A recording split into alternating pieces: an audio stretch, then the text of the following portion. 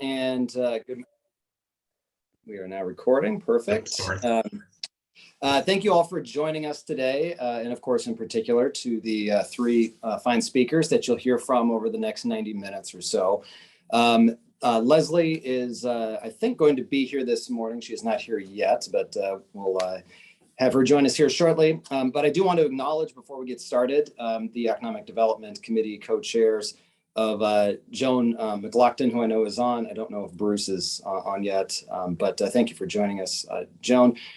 So before we jump in here to our first panelist, let me just take a brief moment and introduce myself. I'm relatively new to the chamber and particularly the board.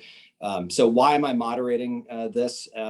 We had started talking about the topics that we could be bringing forth to this committee and the meetings that we have. And 5G is one that is near and dear to my heart. So my day job is actually working in asset management for Federal Realty. So, you know, we're the shopping center guys in Maryland, and I've had the opportunity over the last 6 years to work on a number of great assets in Montgomery County, including Rockville Town Square, Pike and Rose, Bethesda Row, among others, but have been in the world of shopping centers for 20 years.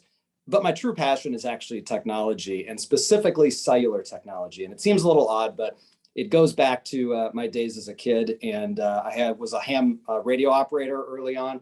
I got my first phone in high school, which doesn't sound like a big deal, except this was in the days of the Zach Morris brick phones. I was the only kid in my school to have one. And so I've had a passion for the industry ever since.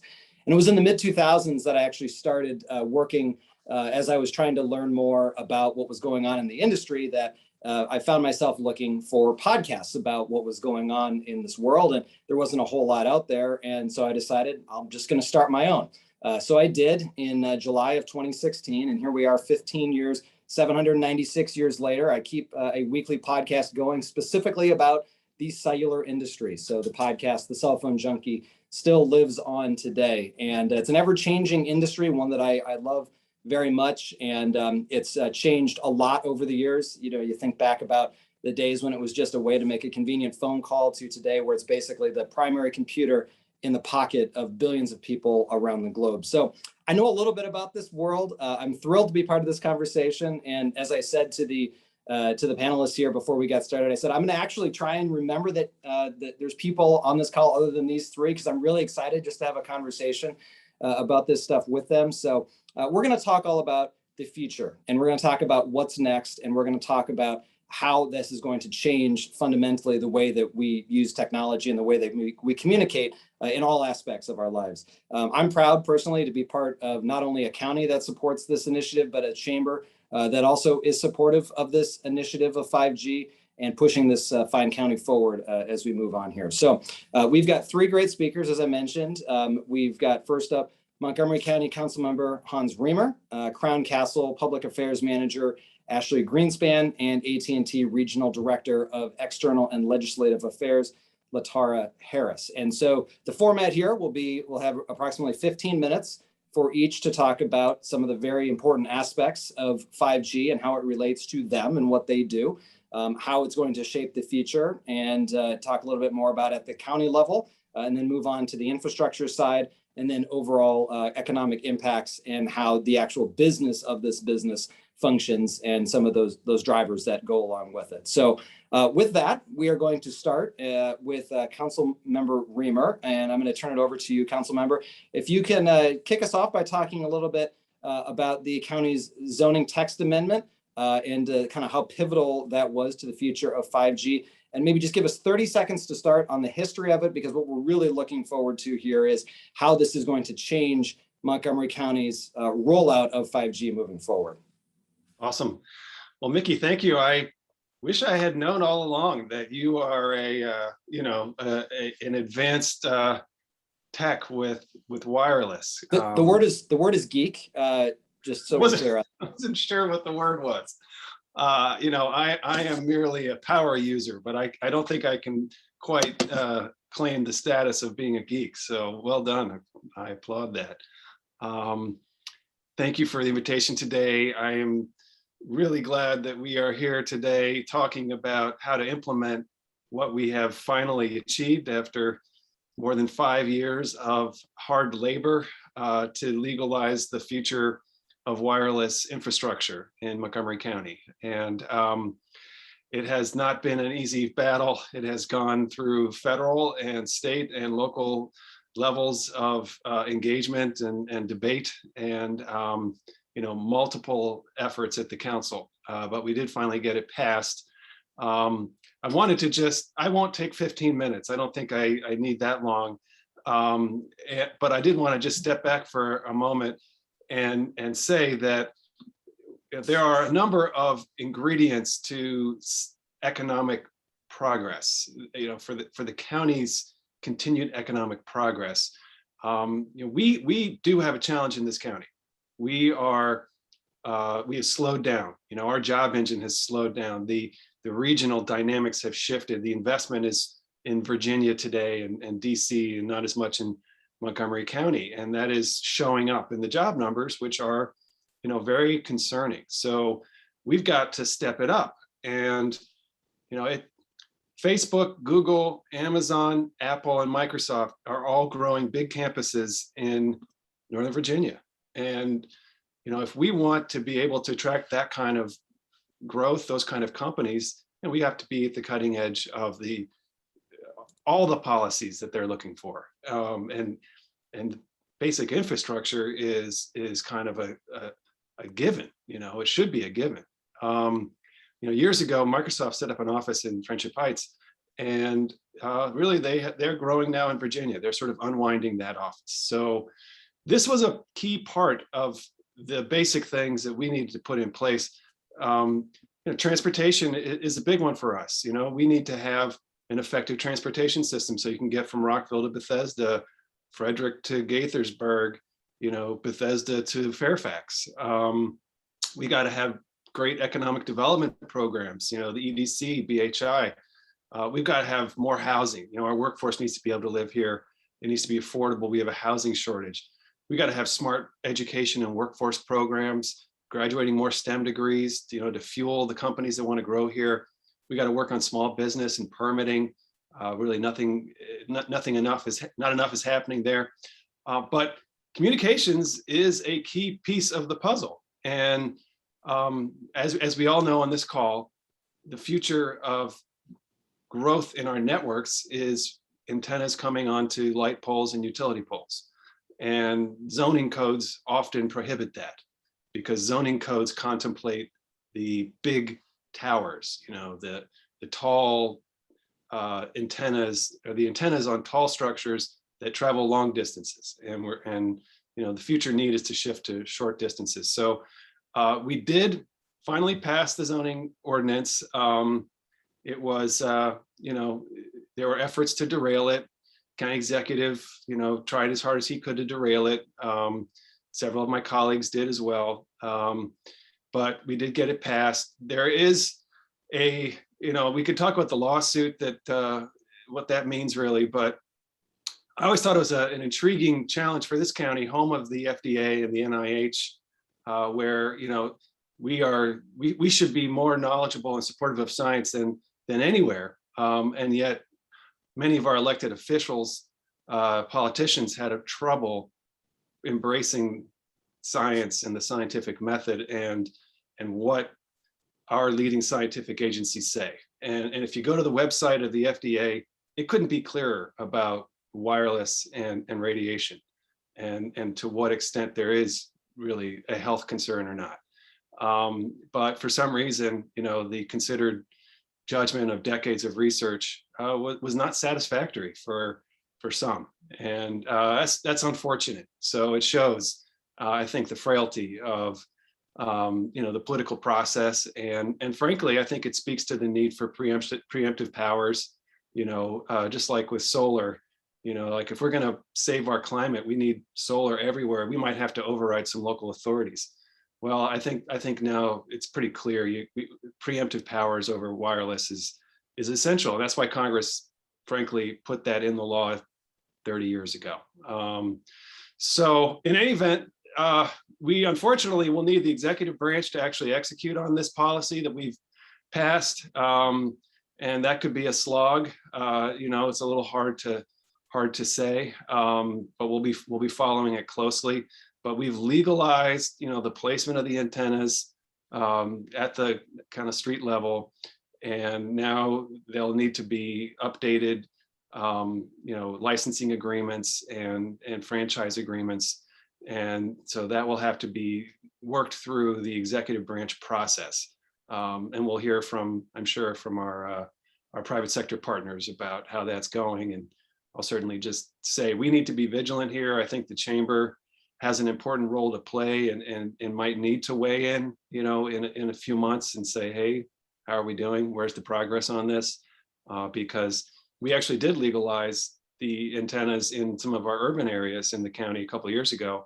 And my understanding is the executive branch has yet to actually sign off on any agreements, so that can happen on at least on county infrastructure. So we got work to do, but I love this fight. To me, it was always sort of a existential battle about whether we could embrace technology and embrace change over something that we know every single person, loves and can't live without their phone.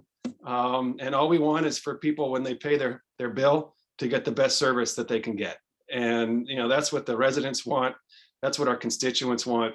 And, our government needs to be able to deliver it. Thank you, Mickey. I look forward to our conversation. Yeah, and that's great. Thank you very much for that overview. I would follow up by asking, so you're not only a supporter, of furthering the infrastructure deployments, but really an evangelist in some ways. And I'm curious as to was there a catalyst? Was there a particular moment that kind of got you interested in this? And all of a sudden you said, like, well, we got to figure this out. And it wasn't just because your Netflix was buffering on your phone. There had to have been a reason. So what was that? I actually, it's like I had a journey. I had I wouldn't call it a conversion, but it's fascinating. I got involved first, really, in 2016, Nancy Florine introduced a zoning text amendment at the request of the Zoning Appeals Board. And the Zoning Appeals Board said, hey, our zoning code doesn't allow for the future kind of antennas, and we're going to get like 700 applications in the next couple of years. We won't be able to process them. You've got to legalize them. And so Nancy Florine introduced this zoning text amendment that basically said these will now be legal. I had no idea what any of this was about. The zoning code to me is still at that time was it's a very challenging thing to understand. We went to a community meeting, and it was without a doubt the worst community meeting I have ever been to in Gaithersburg. And I felt like we were on the in physical peril. And at the same time, I was on the FCC's advisory committee, the local government advisory committee. And we were taking this issue up, and I was fighting to preserve local authority over the deployment of the infrastructure. And the industry was, through its supporters at the FCC, seeking to remove local authority over siting of the infrastructure. And I got involved really fighting to preserve local authority so that we could guide the deployment. And I led that fight in some ways nationally as a local voice, leading that fight to preserve local authority. But then what I found out was that our county was unable to use its local authority. And it was so distressing to me, to have fought to exercise local power and then find out that how that power would be exercised would be exercised just in the way that the industry said it would, and that our critics and in that conversation were worried about. And so then I found myself consistent in my views, but now championing the deployment of the infrastructure, having helped preserve local power. Now it's my job to get it done and to implement it. And wow, what a journey that was. So yes, thanks for asking. Yeah. And obviously this is a period now where we find ourselves looking towards the future of how this is going to potentially change all sorts of different things, some of which we can see because we're, we know what those things are going to be, and others that we just aren't even thinking about today. And they're going to be applications that in a couple of years are, mainstays, but we're not even talking about them today. If you're looking at your crystal ball 5 years, 10 years down the road, what are some of the main economic development things that we should be thinking about that you see this technology helping us push forward? You know, I really don't know. I just think ubiquitousness, ubiquity. I think that there has been this kind of general increase where now, and to some extent, it's a constant regret, but we are plugged into our devices at all seconds of the day. And, like literally it's an auxiliary brain. And for better or for worse, that's the direction we're going, where anything you want is going to be available to you at all times. But that relies upon networks, that relies upon physical infrastructure, placed in the ground for your devices to work. So I just imagine that these devices will expand and evolve, and 10 years from now, we may not even have to carry something, or, it might be like a little token we put in our pocket, and we're able to interact with, all of that massive amount of information that's in the internet and video and everything, but we'll do it, somehow much more seamlessly. But again, that all relies upon the actual infrastructure. Of course, there are some targeted implementations that I am very eager to see. Automobiles, especially driverless automobiles, rely upon communications networks, antenna networks to function properly. There are, 911, next gen 911, video 911, like health, of course. It was ironic as the council was saying, well, maybe these are dangerous. We got a letter from the Maryland Medical Association saying we need video telehealth. Health, during the pandemic, we experienced all of these implementations, telework, teleeducation, telehealth, public safety, like all these things. So they're all just going to get bigger and better and more powerful, and we'll all appreciate them more, as much as we also will challenge ourselves to manage them in our own daily lives. Well, we certainly appreciate your leadership on this topic, for being, again, that supporter and that champion for this. And we're going to keep the Q&A till the end. So if you would stick around, that would be fantastic in case anyone has questions for you. So thank you very much for that.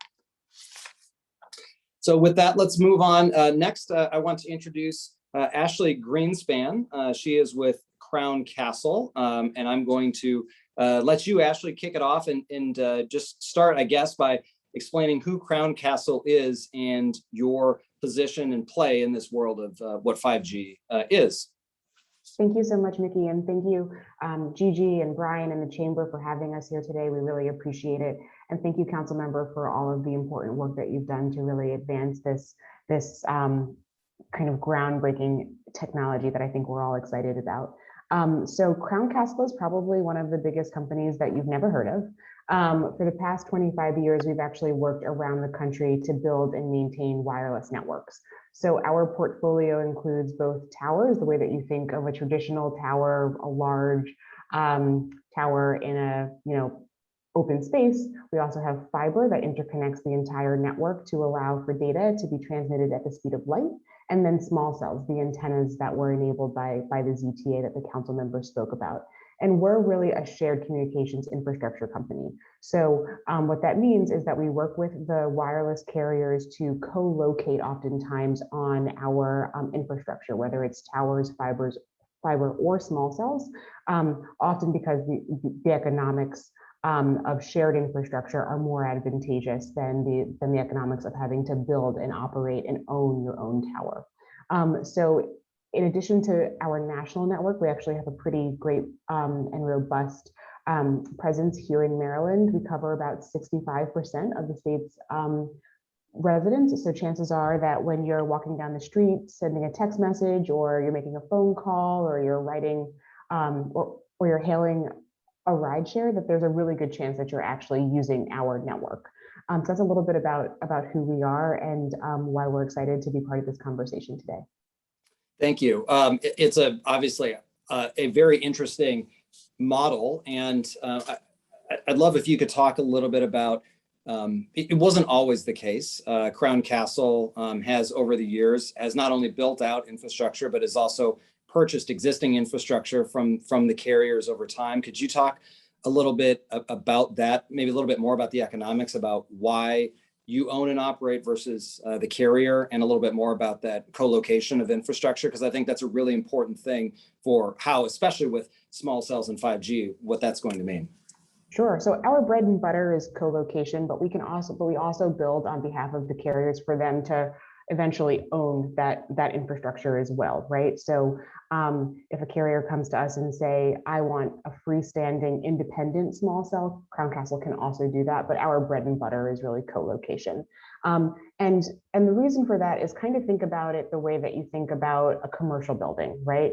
At the end of the day, if you have a tenant who kind of understands what their needs are, but they don't want to build and operate an entire building. They just need a couple floors of that building in order to achieve their needs and provide for their employees.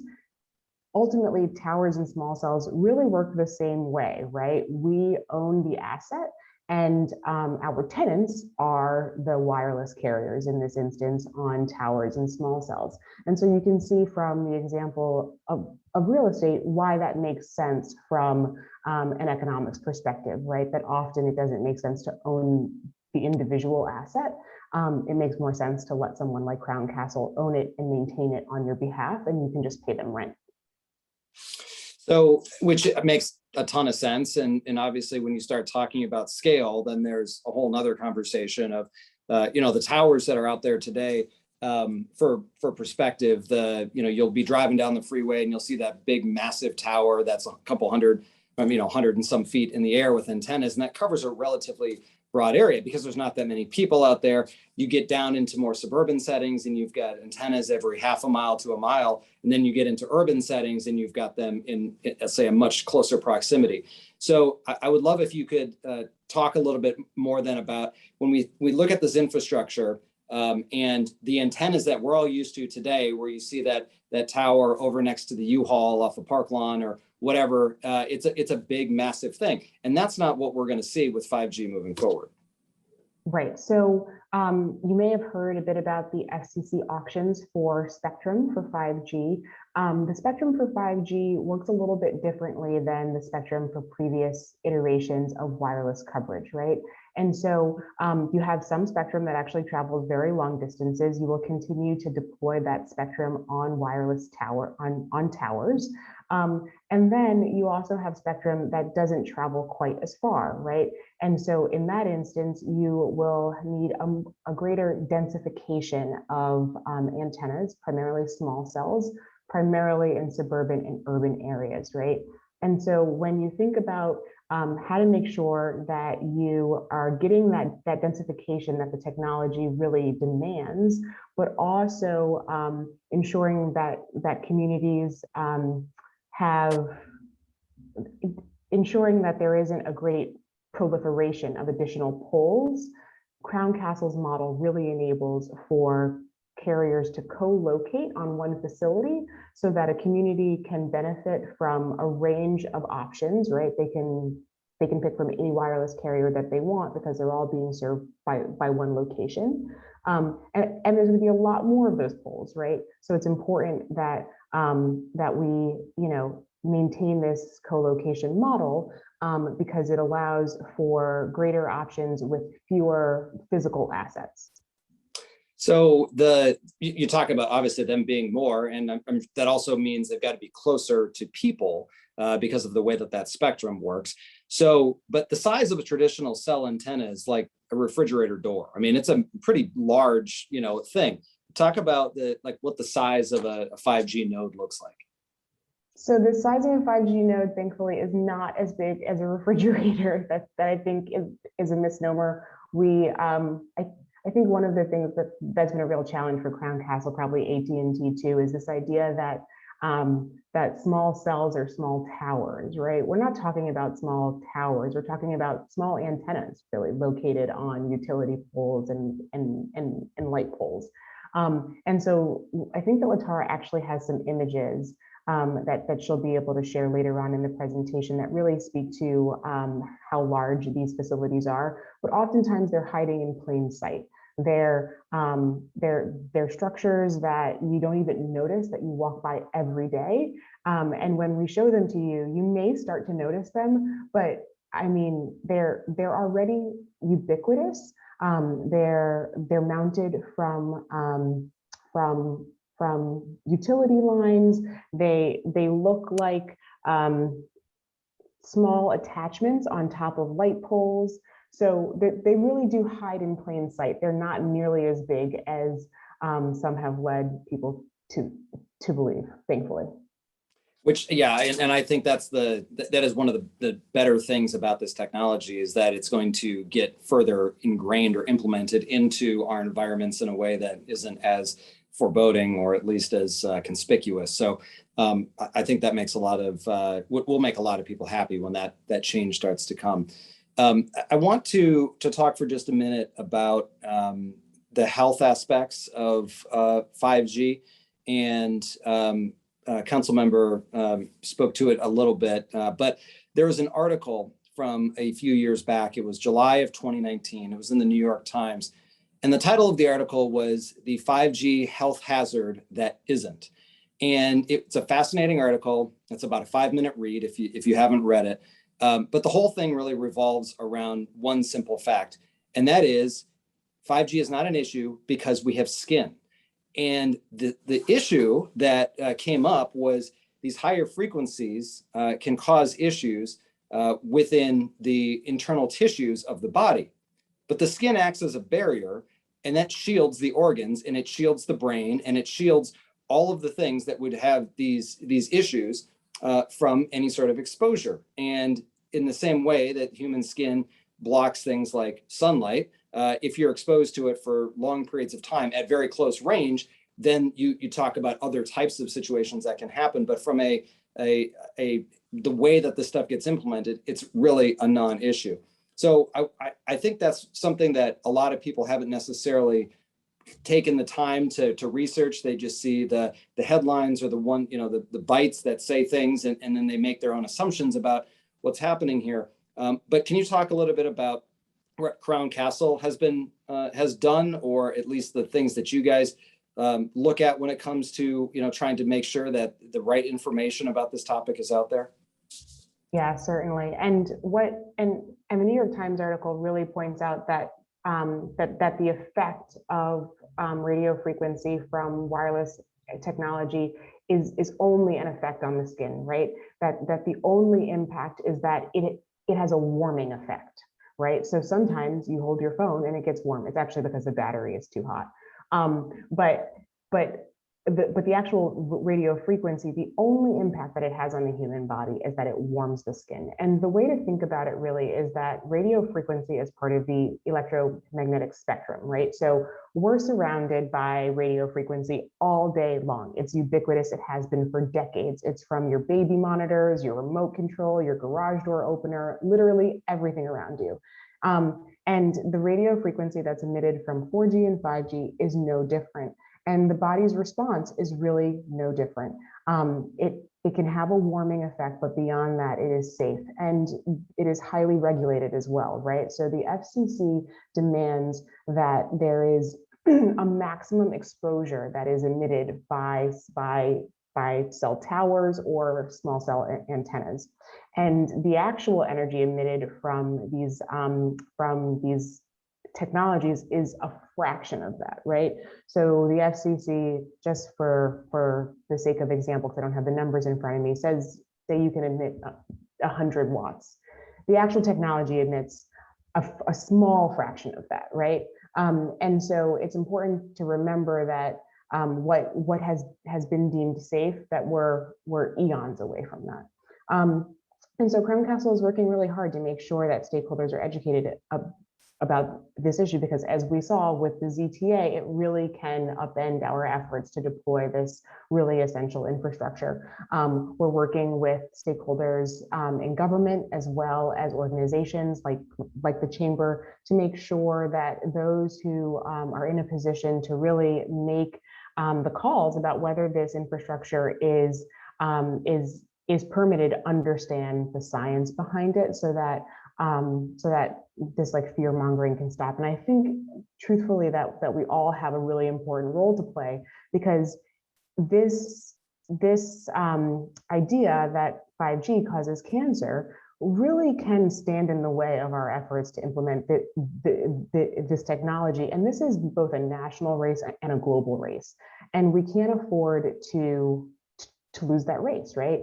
At the end of the day, China's moving a lot faster than we are. States are moving faster than Maryland is. And as the council member spoke about, that means that we're losing out on the innovation that will be enabled by this technology. So I think we all have a really important role to play in ensuring that communities understand why this is safe. Yeah, I mean, well said. I think most of what is, what we are doing today is setting forth that, what is needed for the future, clearly, and to be able to focus on that, to make sure that we don't find ourselves behind in this race is a very important thing. So thank you for that. This is, again, we'll have some questions, I'm sure, here, but a very good overview of the organization and your part in this. So with that, let's transition then over to LaTara Harris with AT&T. So LaTara, maybe you could just start by speaking a little bit to how AT&T has been taking a look at this next generation and what some of the initial steps that have been done by the carrier here to get these technologies rolled out.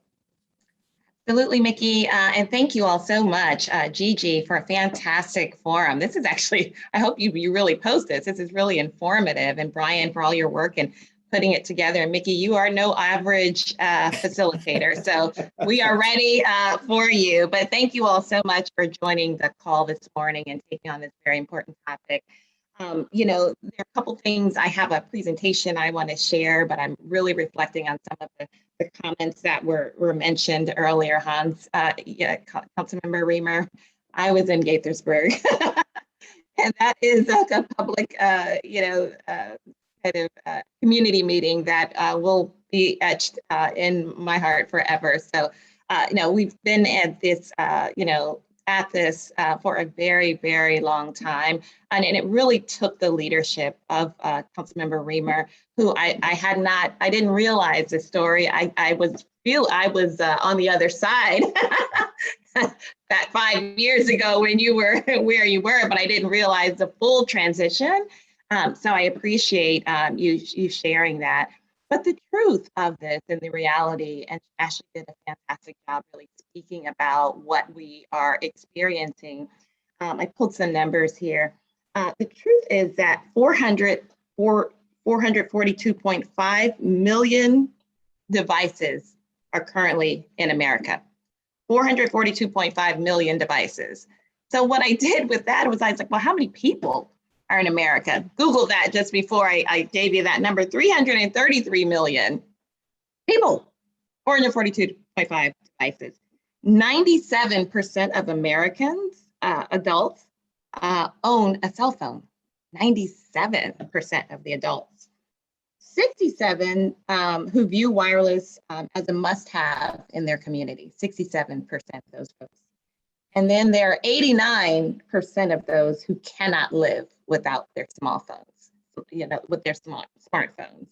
And like so many of you, it's so funny, Brian, you should have had us take a picture with all of our devices standing next to us to see how many of us have multiple devices at every ankle.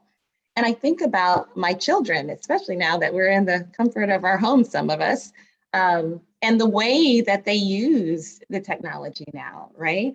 I remember a day when it was a rites of passage to have a telephone in your room, especially for the girls. I don't know about the guys. It's a big deal for us. And to this day, to date, many of our young folks, my children, don't even hardly speak on their phones. The way they use their phones now is just so incredibly different. The way they communicate, the way they process, the way they utilize the technology has changed tremendously. And that growth, no one could have anticipated. And that's what I want to talk to you about and why the build out of this infrastructure was so important. You heard earlier in the presentation about the towers that we had, and Ashlie did a fantastic job talking about the signals and what has to happen. But we're at a point where we have a capacity issue. Again, we never would have expected to have this amount of traffic on our devices, on our networks. So what I want to do now is I'll go ahead and share my screen and get into the presentation. So when we, sort of think about, let's see here, let's get my slideshow going here. Okay. Think about what's happening, the increase of consumer demand and the need for small cells. The way you can see in these images, the way that we're utilizing it. I love this guy at the bottom with the selfie. Yeah, that's me sometimes, love him. But here you go, the demand from 2007 on AT&T's network alone went up 730,000% since 2007. And it made me really reflect on Councilmember's conversation earlier and his comments about traffic, because let me tell you, no one in this likely region, country, state for sure, knows the problem of traffic more than Montgomery County, right?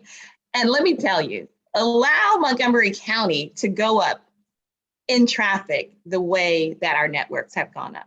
There is absolutely no way we could have supported that, absolutely. So that increase in that demand has been extremely taxing on our networks. But it does need to keep pace with how our consumers are using it. And I wanted to show you, I have some real-time images, what is a small cell? And I guess you probably see all of this, but you see on top these different antennas, and Ashlie, talked about this earlier, but they are closer to the ground where customers are prone to experience the issues. I think some of us are even starting to experience the wheel that's trying to find a signal, right? That was something that we had several years ago. We built out the infrastructure a bit more, but now we're starting to experience it again, because again, we're at a capacity issue. There's cabling, there's fiber, and all those wonderful things that Ashlie talked about, but it's not a refrigerator. I just want to make sure we know that and we see that. Examples of them in the community. This is in Dallas, Texas. Here's one in Indianapolis, and we have some in San Francisco, and certainly we have started deploying them also in Maryland. This is Crown Castle's example. Ashlie, I don't know if you want to speak to this. I know that you shared. Thank you for including these. Yes, I just wanted to point out that we do have these are photo sims for Montgomery County specifically. So these are kind of like mock-ups for what we have proposed, although none of this has been authorized yet. So just sharing these just as examples of what they could look like. Thank you, LaTara. Okay, and this is another one from Crown Castle. Again, the model that Crown Castle uses and what AT&T uses is different. We do have our own singular poles, and I know that there are multi-carriers on the Crown Castle poles. Wanted to make sure you knew that. Here's where the good thing conversation comes in play. And I think it's probably what excites Mickey and so many of us so much, and Councilmember, all of us. What's on the other side of this, right? We've got this incredible technology. Now what? Councilmember Riemer and his colleagues have worked very hard to open up the pathway to this. So what happens is that you have these smarter technologies that can now live on these more latent and faster networks. You've got the connected cars. You can work through education. We know that now more than ever, how critical it is that we have the proper infrastructure in place for our children. The Internet of Things, smart cities, and what have you. So you can connect things like lighting and water and parking. And I'll talk to you a little bit about these as well. But as the networks advance and get smarter, as so do the technologies. You think about how we'd send out people to go and check on lights, street lights, to see if they were out. Now you have these advanced technologies that can move you along. Smart water solutions, replacing the aging infrastructure is expensive. So you do need to have the cost-effective solution to monitor the leakage, right? I actually have a leaking toilet upstairs right now in my house. But, you're talking about this is helping us with 6 billion gallons of water that are being lost per day. So if we put the technology in place to help us to monitor this, it's a tremendous benefit. The business community, and I think the folks on this call especially, want to understand what are some of the things that can help them with this technology. Small businesses, they've streamlined their bookkeeping and they take the payments using an app on their smart devices. I mean, I try my hardest not to have a single piece of paper coming in my house as we just operate differently. We know more than everything, video chatting. We're all doing it right now with our clients. Ride sharing and all of the work that we've seen. All of those things are important. And then traffic, we just talked about this. We're looking at the use of anonymous cell data to forecast traffic patterns.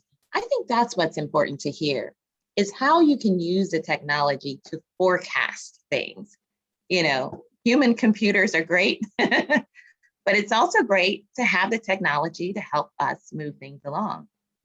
Cities remotely monitoring their conditions of roads and bridges and buildings, etc. Maintenance crews now move quicker. There's an ability for us to be more accurate in the challenges that we're facing. Transportation, unlocking the gridlock. Solutions like smart digital transportation boards at airports will help travelers plan better. New generation high-speed networks will help our communities, planes, trains, and automobiles move safely and smoothly. And clearly for our first responders, near real-time information on traffic conditions that could help them also navigate and determine the fastest routes. Public safety, AT&T has our first responders network, and certainly better calls, having the data faster, and so forth. So I think we talked a little bit about healthcare, those things, and being able to have the advances in healthcare. So there are certainly, when we think about the future of this technology and what lands on the other end of it, I don't know that we really know. I think we can be as creative as we want. We've got young people, our children, that are using this technology, unlike any of us are using this technology. I'm surprised at the way my kids just streamline things, So we have some ideas, but I really think that the gates are really open for us to create more efficient ways of doing our work and living our lives.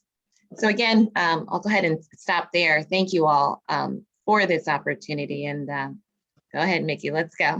Here we go. All right, so a couple of things. So the first thing I want to talk about is you gave a number of great examples of things that we're going to be able to do.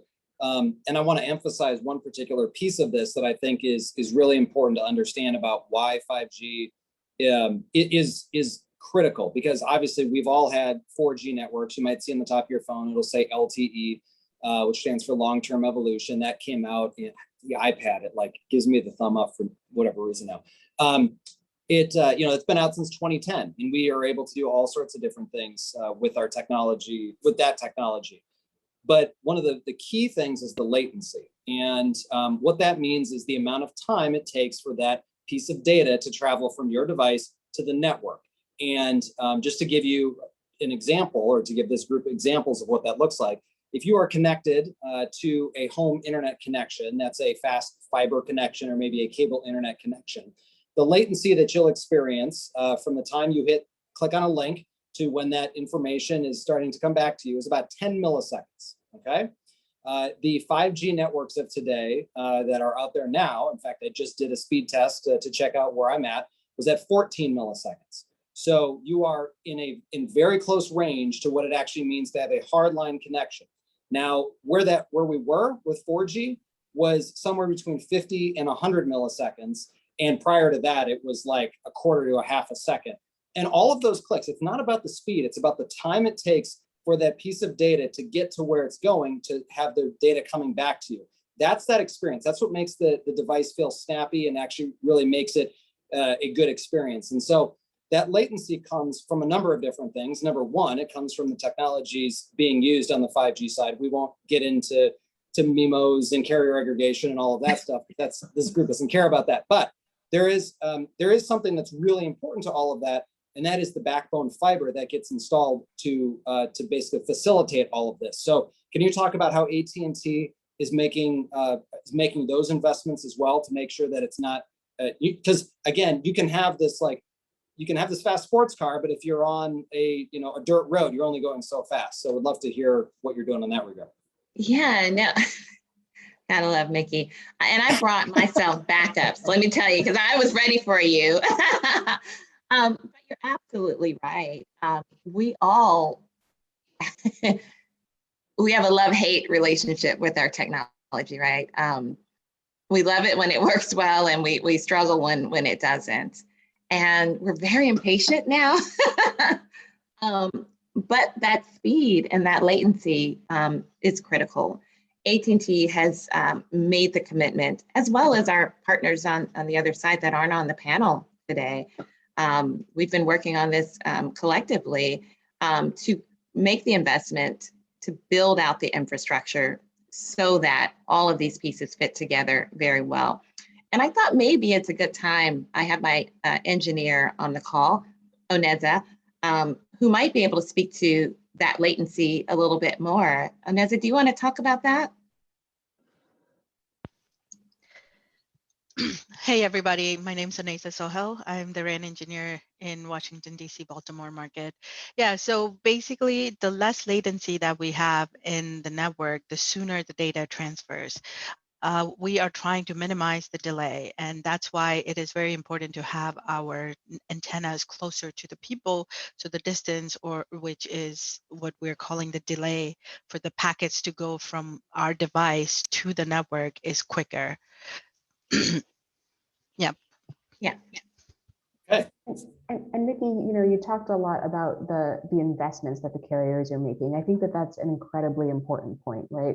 I mean, when we're talking about what the scale of that investment overall looks like, it's expected to generate over 11 billion in GDP growth for the state of Maryland. I'm sorry, for just the 8th congressional district in Maryland, right? Over $11 billion and 34,000 new jobs, right?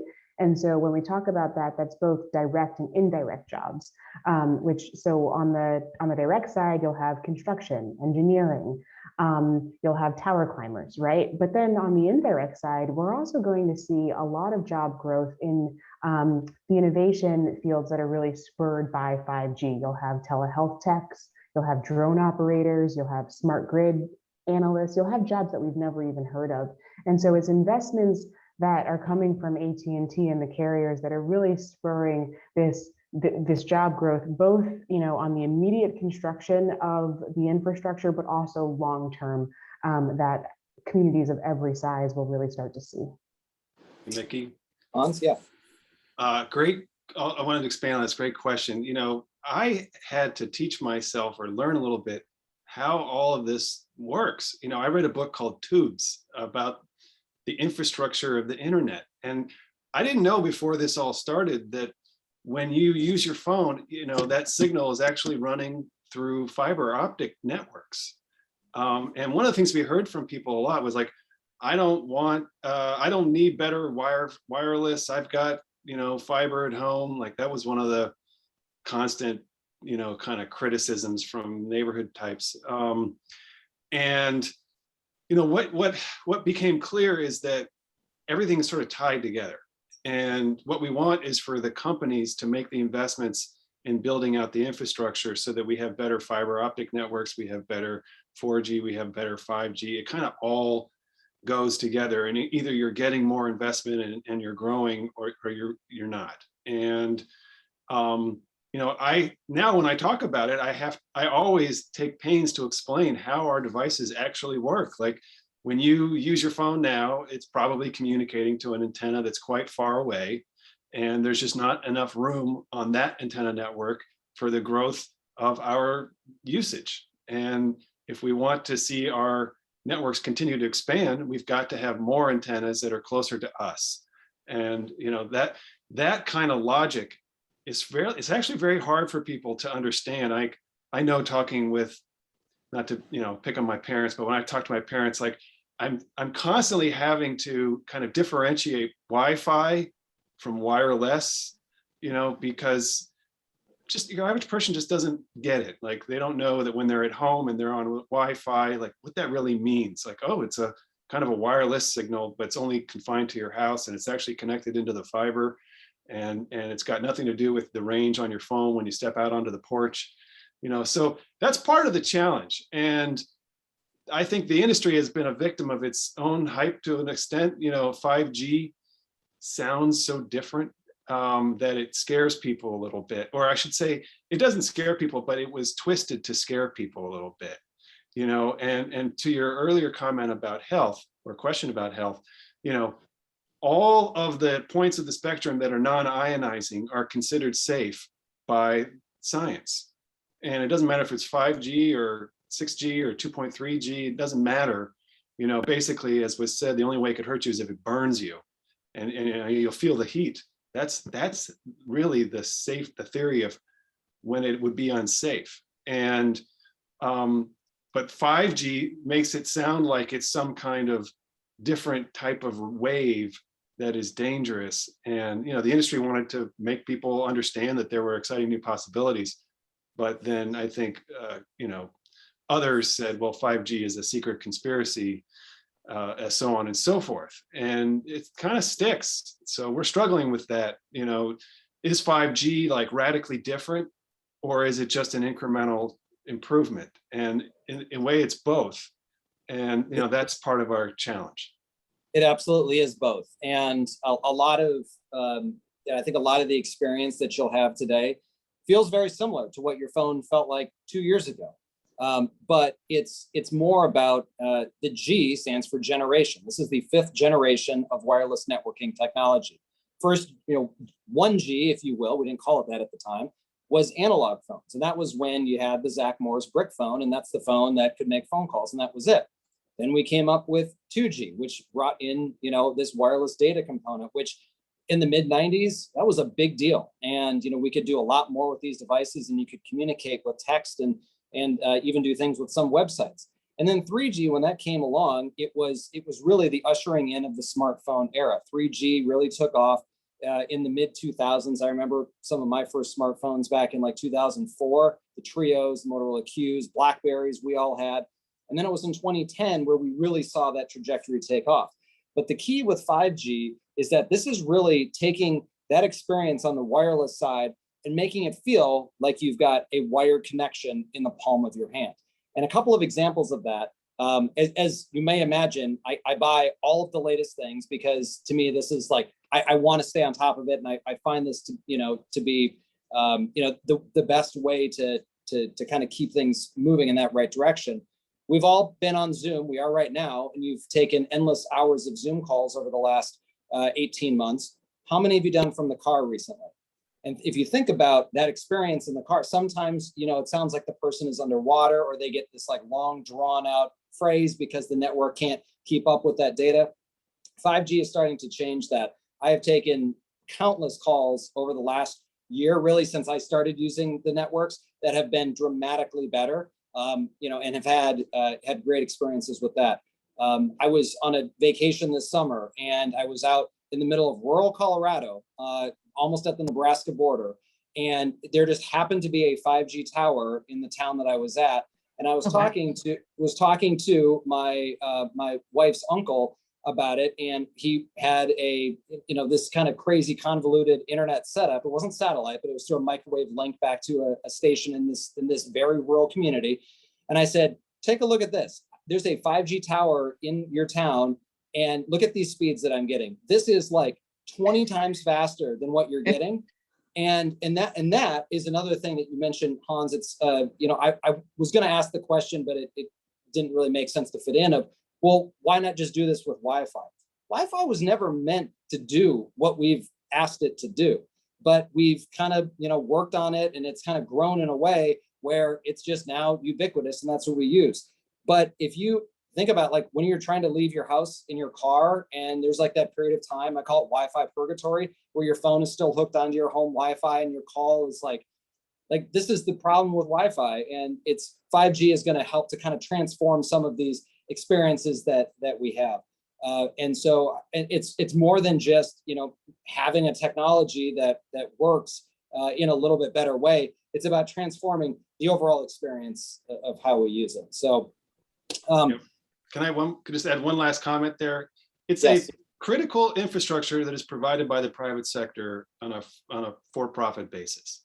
And that's very unusual. Water, electricity, other things, roads are typically provided by the government or as highly regulated, even nonprofit. And that's just something where we have to embrace the private sector and its role, or else we don't get the infrastructure. And that's something that is hard, I think, for a lot of people to kind of understand. Is they love to hate on their wireless companies, their communications companies, but at the end of the day, we need them to succeed.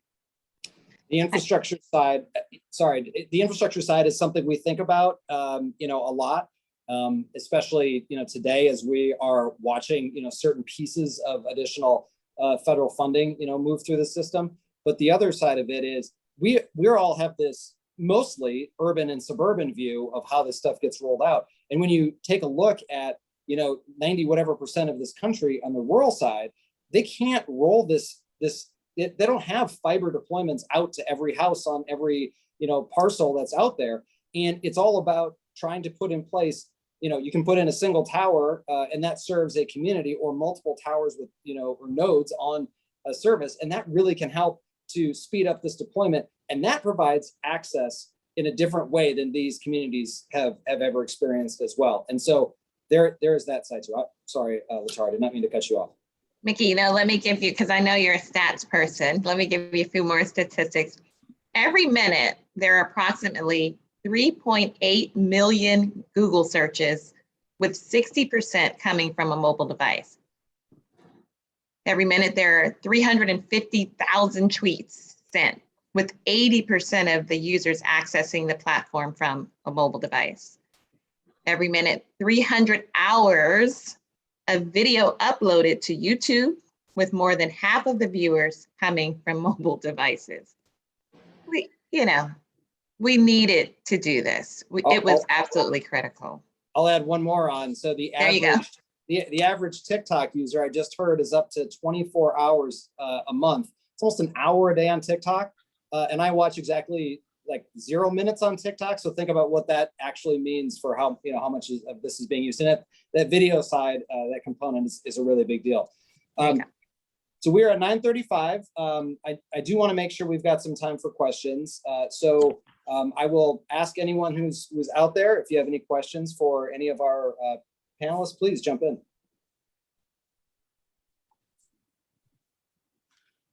Mickey? Yes, you hear me? Yeah. Yes. In downtown Silver Spring, we have been shown illustrations by county staff of what these installations would be. And in addition to the butterfly-sized antennas on top of a pole, there would be a dumpster-sized equipment box on the sidewalk. And our sidewalks are where people walk. So an extra dumpster or two in a block can be an issue. But LaTara's illustrations didn't show any equipment boxes. Is that because technology has improved so much that you don't need that box? And I mean, what are we facing now? Hi, Mel. Glad you asked that question. That has been the battle that we've been really fighting for a very long time, was just the misinformation that was out there. We weren't going to have refrigerator-sized boxes. And those visuals that I shared are actually what has been deployed. And you're right, that will even start to slim out more as the technology advances, but we don't have refrigerator size boxes out there. And I don't know, Ashlie, if you want to speak to your side as well. Have we Yeah. totally eliminated the equipment box? So the equipment box for some of the antennas is necessary. I'm not sure what you're referring to in Silver Spring, although I will look into it further. What we have typically done is when you have a street light, at the base of the light, there's typically a broader portion that has the electrical in it, et cetera. And so what we've done is we have used the base of the light, which is much broader than the actual pole, to integrate some of that technology. And it looks like any other light pole in an urban area. So I'm not sure what you're referring to there, but I'm certainly happy to do a bit more research on it and can follow up with you with our specific drawings for Silver Spring. Great, great. A lot of those have been around for a long time. I think, decades, from even like cable infrastructure going back to the 80s. But I always like to say, I don't love the way my router looks in my dining room and I have a cable on the floor. But try to take it away, like I won't let you. We unfortunately have to deal with a little bit of messiness with this infrastructure. Hopefully it will slim down. My router is much better today than it was 5 years ago, in its appearance and of course in its functionality, but, isn't the benefit worth the untidiness? Hi, this is Oneza. What our new infrastructure, at least within AT&T, I don't know about the other providers, we use fiber, which takes the signal to a remote location, what we're calling hubs.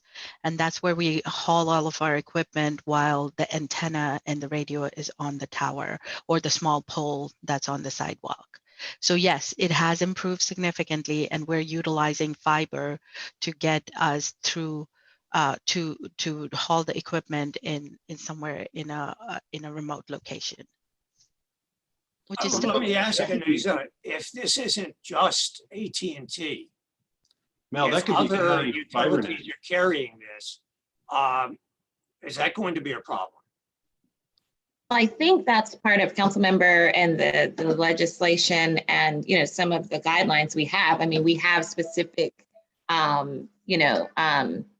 dimensions that we have to stay within. Councilmember, I can't remember because I've done so many of these, if it's in your design elements or what have you, or if it's in the actual legislation where we place that. But that was the great thing. We worked with the jurisdictions to ensure that the dimensions wouldn't be but so high, the 5G would be where it might be. But I don't anticipate, but we'll look into, what you might be referring to, Mel. Thanks for that question.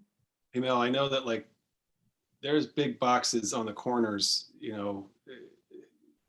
maybe that's what you're referring to. I think that's it could be a lot of different companies. It could be the county, our own fiber net, which goes to the intersection, the lights.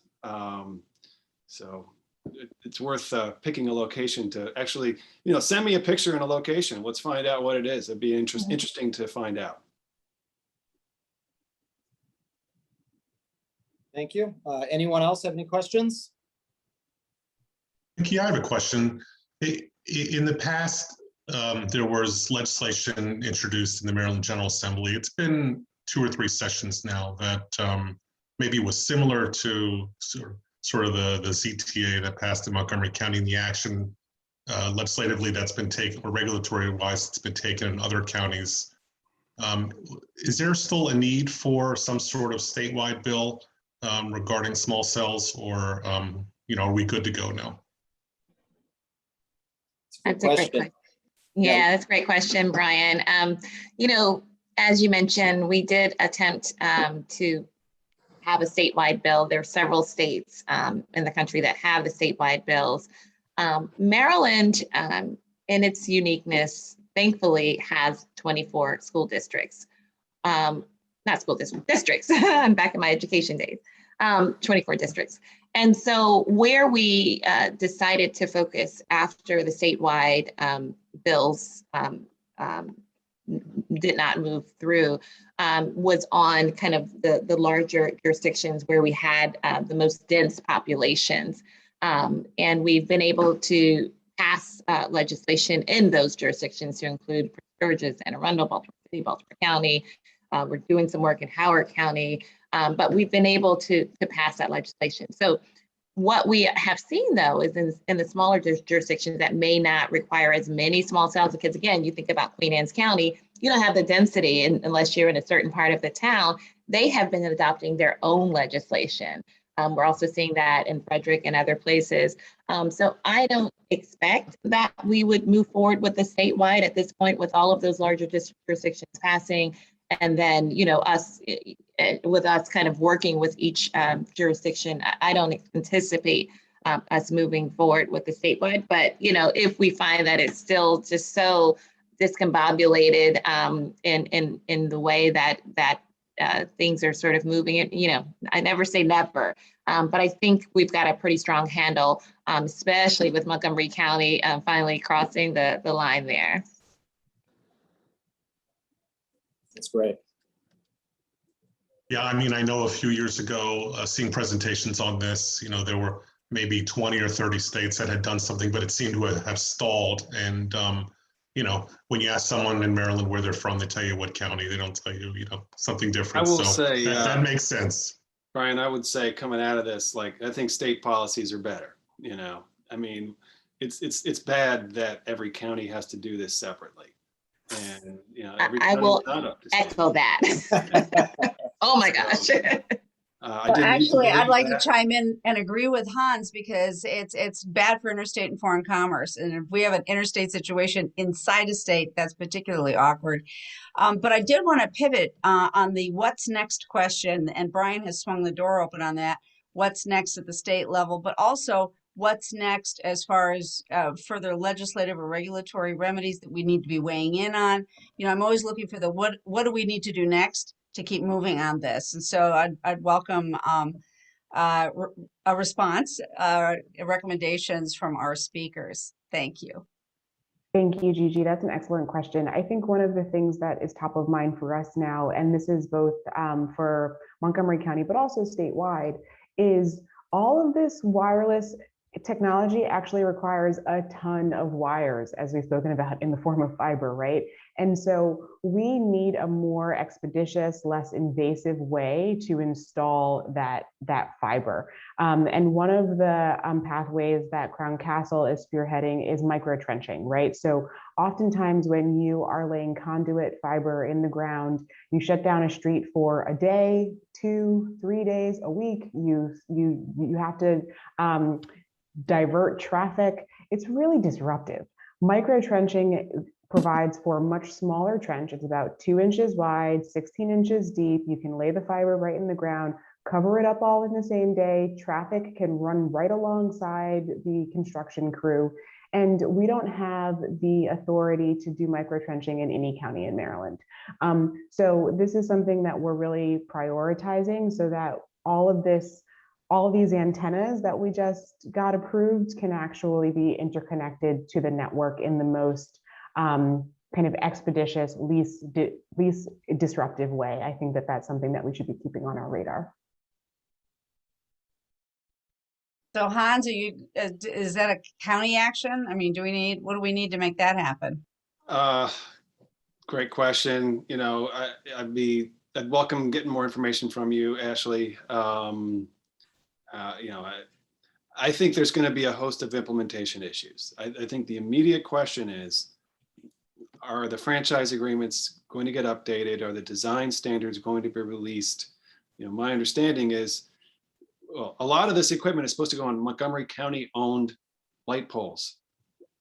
And the county won't allow that won't allow that until it finalizes standards. And then those standards are written up into licensing agreements. And I suppose maybe they're written into the franchise agreements. And so we've got to get that done.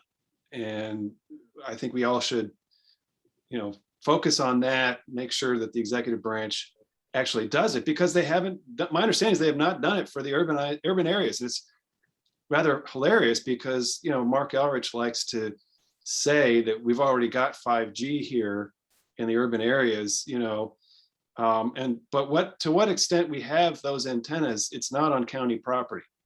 And we legalized it, you know, so that private property installations could take place. But really the whole network relies on the county participating through its poles. And so, you know, we got to make sure that that gets done. Got some land use things to work through clearly as well, as you go from, you know, from those light poles back to the switching stations and the hubs, as Oneza spoke to. So yes, certainly some work still be done. So great question there, Gigi. Well, I would like to thank all three of our speakers, Councilmember Riemer, Ashlie, LaTara. This has been great, very informative, a ton of fun for me. We'll talk to you next Wednesday morning. We'll do it all again. We'll do our 201 class on 5G, and it'll be great. So thank you very much for your time. Thank you, Mickey. I want to be on your Thank you, podcast everyone. sometime. I know, Here same we go. here. Take care, Please share everybody. the It's link. fun. And I Thank you. want to thank everyone for joining us today. Yeah, your time is valuable. Thank you for spending it with us. And we'll Hey, see you Mel. soon. Send us a photo, Mel. Thank you. Will do. Thank you. Very interesting. Thank you. Thank you. Take care. Thank you, everyone.